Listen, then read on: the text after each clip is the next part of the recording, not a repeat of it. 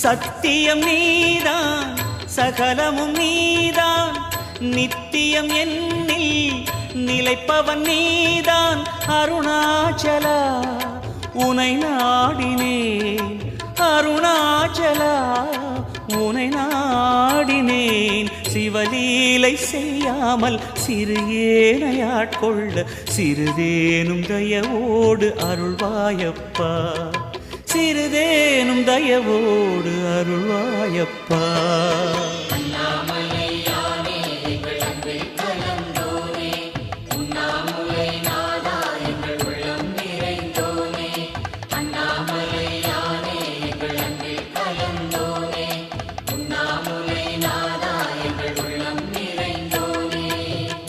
சிவமயமாக